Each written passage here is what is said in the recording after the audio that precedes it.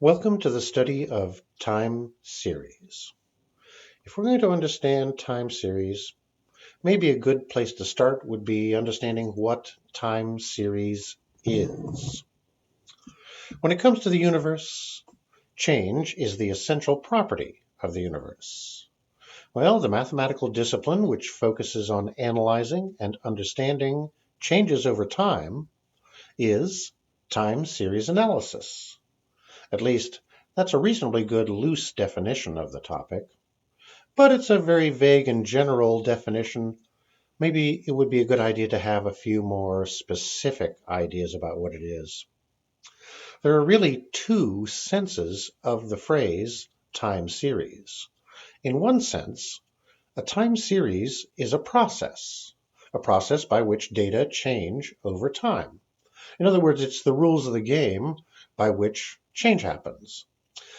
An example might be something as simple as flipping a coin. In that case, your time series data wouldn't necessarily be numerical. They'd be categorical. It'd be either tails or heads.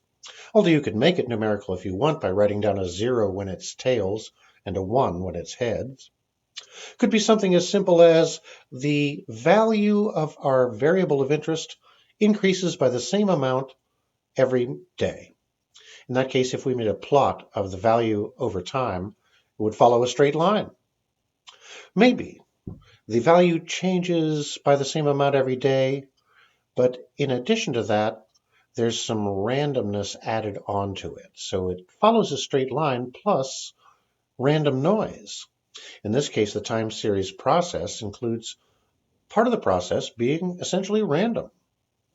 Or maybe the process is you drop a cannonball off of the Empire State Building and you measure how far it has fallen each moment of time.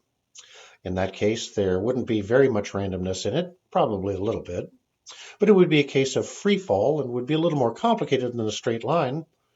But the height is still changing over time, so the fact that you're allowing a cannonball to fall freely under the influence of gravity, that's a process by which data change over time. That makes it a time series process. But that's only one sense of the phrase time series. When we have a time series process, that doesn't mean we've actually let the process happen.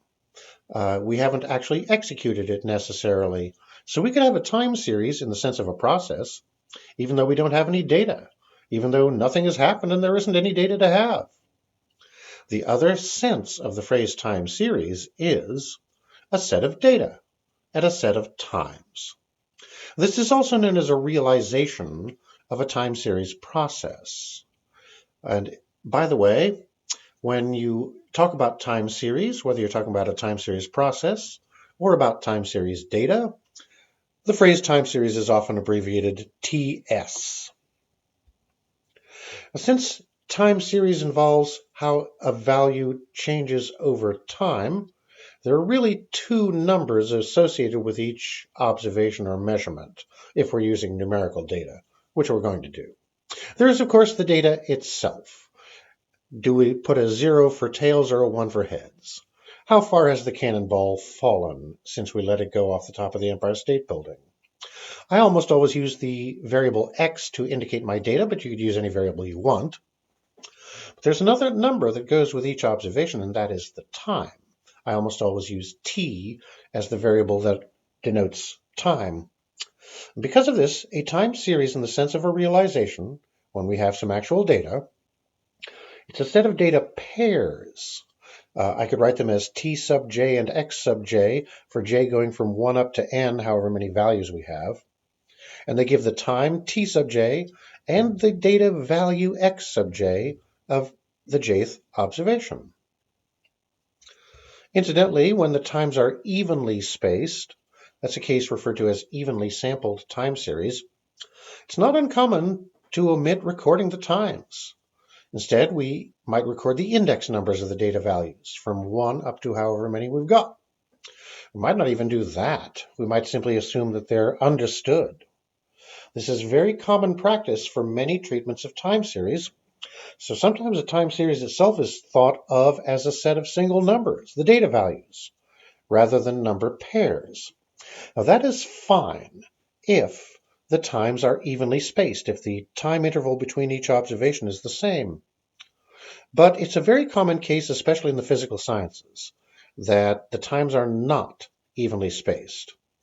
And in that case, failing to record the times that go with each observation, it's just not going to do the job.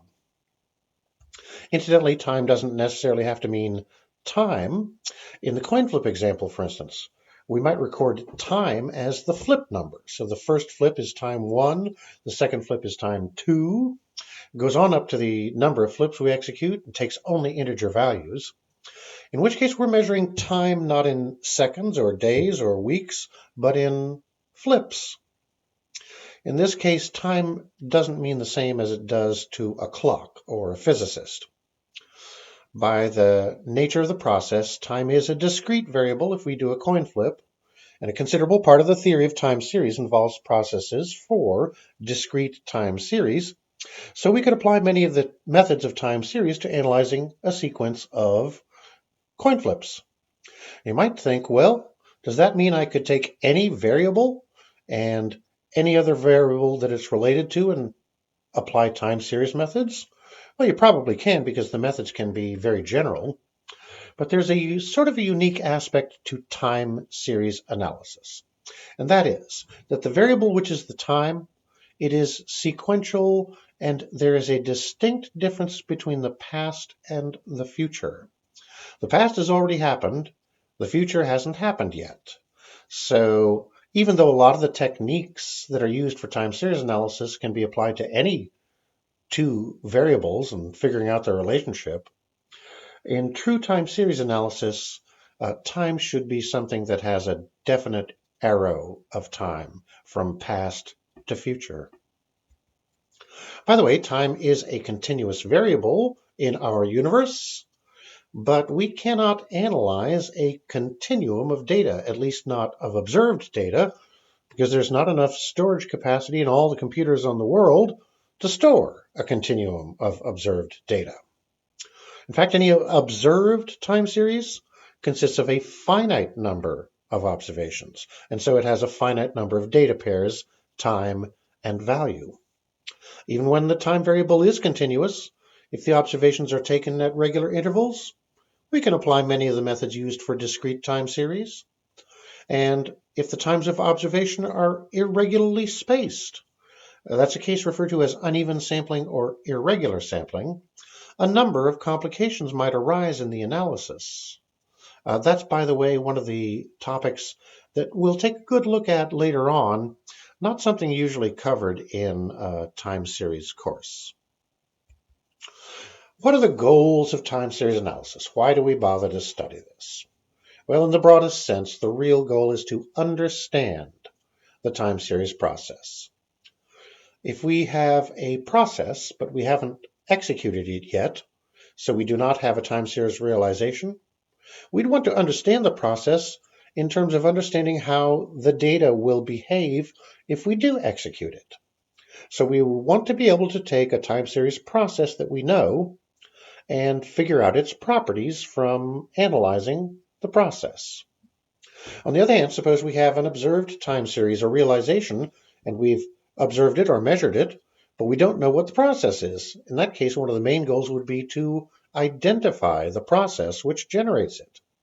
For instance, what part of the process is deterministic, which creates what I'd call the signal? What part of it is stochastic, essentially random, which creates what I refer to as the noise? We would want to understand which part is which, and we would want to know the nature of each.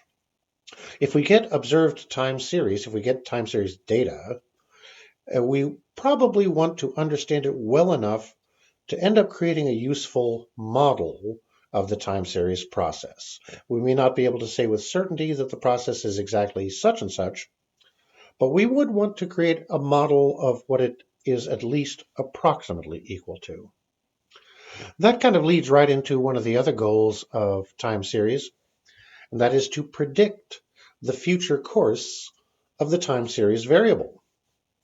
Now, even if we don't necessarily know the process with a whole lot of confidence, we might still be able to approximate it close enough to make useful predictions. They'll be uncertain predictions, but maybe they'll be useful. That ability applies not just to the deterministic part of a time series, it also applies to the random part of a time series, and to a combination of both. Randomness can happen in a lot of different ways. It's sometimes not very simple, it's rather complicated. And even if the process is entirely random, it might be complex enough that we can calculate useful predictions, and we can do so far enough into the future that our predictions could be of actual, genuine benefit.